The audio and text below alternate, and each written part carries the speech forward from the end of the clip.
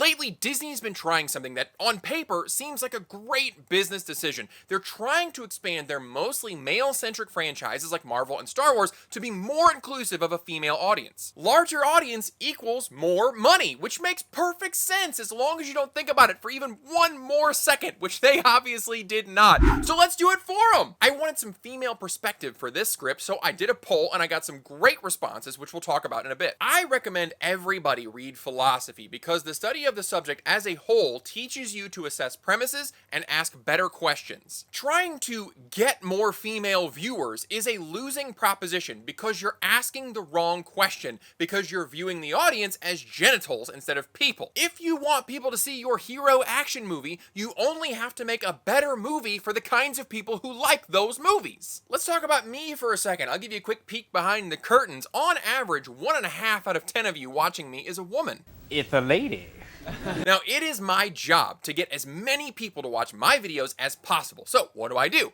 Well, the most successful YouTubers will tell you you have to make top-notch videos. I watch a lot of videos about making videos. And you know what's never come up? Gender.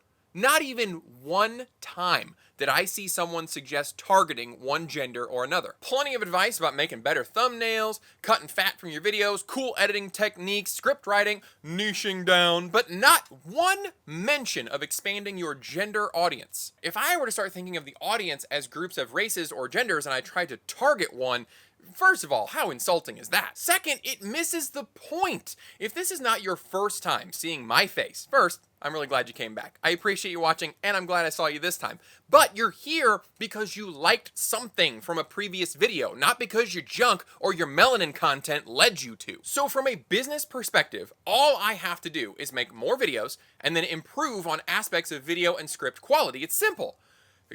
God, it's not easy. So back to Disney, they are tackling the wrong problem. They shouldn't be trying to lure more females, which sounds creepy when you say it that way. They should be focusing on telling better stories with higher quality productions. They don't need more lady Star Wars fans. They need to tell better Star Wars stories. If you build it, the audience will come. But let's look at what they're trying to do, and then for funsies, we'll try to provide some answers to their incorrect question to see where it would lead. So for some reason, about a decade ago, Disney decided their female viewership was unacceptable and sought to raise it in the most superficial ways possible. We of course saw the results with characters like Rey Palpatine, an atrociously written character that was designed to appeal to a female power fantasy that largely doesn't exist. It was the most pandering attempt to get women into a theater since Magic Mike. No lessons were learned, however, and Captain Marvel was introduced a few years later, followed by replacing almost every member of the original Avengers with a female variant who was not introduced or written well, existing only as a hollow shell of the former version. But you can't criticize them because they've got new superficial packaging. This even led certain internet trolls to start calling it the MC uterus. Come on, fellas, we can do better than that. This was Disney's idea. Just put more females in leading roles and women's lady parts will be compelled to buy tickets. It's science. Now, I'm making fun of them, but I shouldn't. I need to be more fair. They actually had very good reason to do this. This theory has been proven.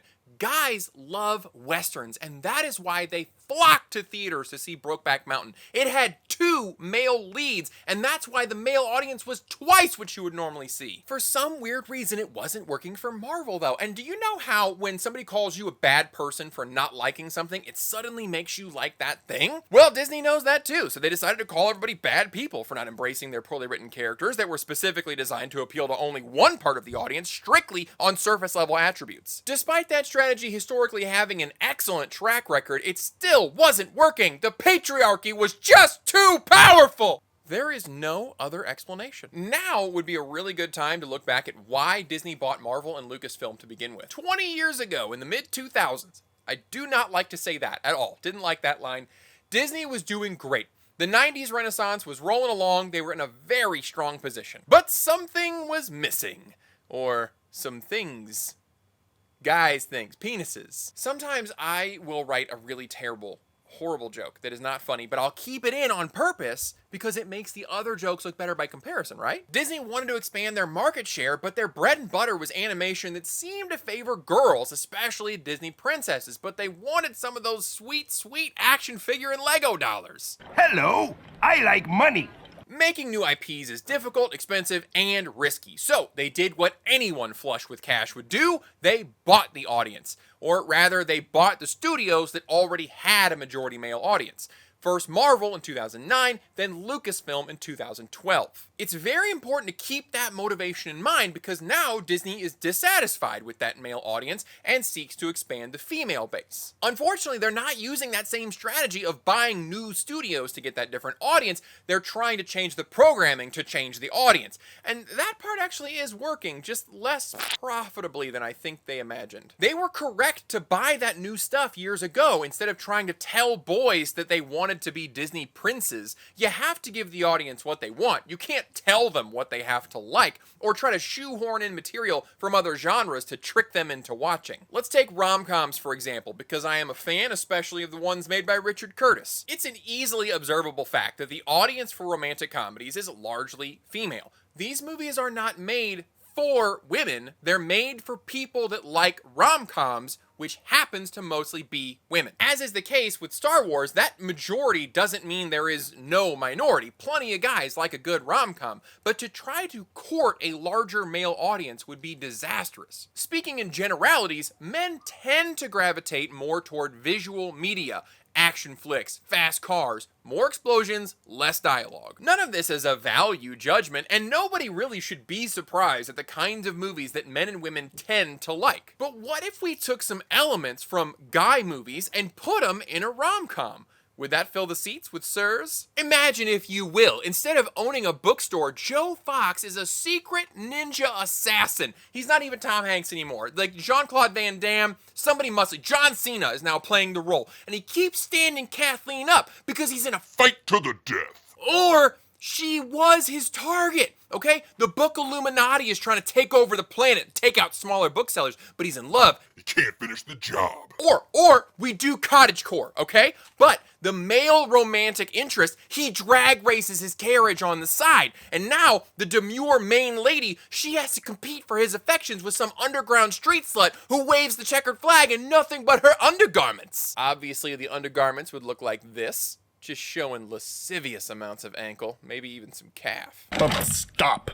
My penis can only get so erect. You get the point here. Nobody makes these movies for men or for women. Rom-coms are made for people that like rom-coms, and slapping a sticker on to try to attract people that like spy thrillers is stupid. Mashing up genres is hard, even when it's done for comedic purposes. Pride and Prejudice and Zombie shows that, as well as Abraham Lincoln Vampire Hunter. How much less successful is it when done for serious reasons, actually trying to appeal to two different audiences? Now back to Disney, what about the women that already like these franchises? If they like them, changing them is going to turn them off just as much as the guys. Hey, let's talk about me again. What if I were to mix makeup reviews into my channel to try to get more women? Ha! Gay! That probably wouldn't appeal to the 15% of you ladies who like to watch me talk about entertainment and pop culture and stuff. Moreover, I would do it in a man way, because I'm a man. I've talked about this previously. Marvel especially keeps trying to appeal to women, but they're still telling stories the way men tell them. I bet it would be funny though. You know what I mean? I tell you what, let's get to 100,000 and I'll consider it. Would you be surprised to learn that I have twice the number of female viewers as I normally do for my reviews of family movies, where I give kid scores for my numerous and wide demographic of children? You shouldn't be. Those videos provide value to any parent who's trying to figure out which of their kids might enjoy going to see a certain movie. Higher value leads to a wider audience. Now, I was interested to find out if there is anything that Disney or any company could do to get more female viewers. So I did a poll before the video this time. I've done it after. That doesn't work.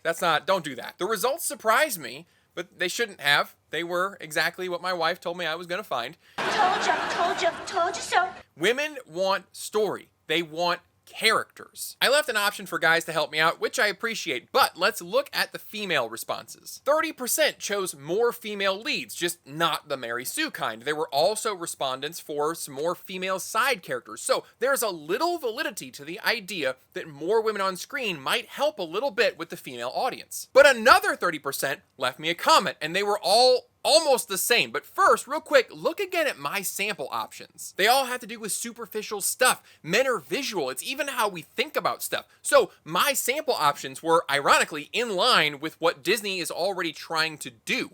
More women on screen, more hot guys, visual representation, that's where my mind went. But in the comments, it was all about character and writing. Better story, better characters, relatable characters, good plot, good writing.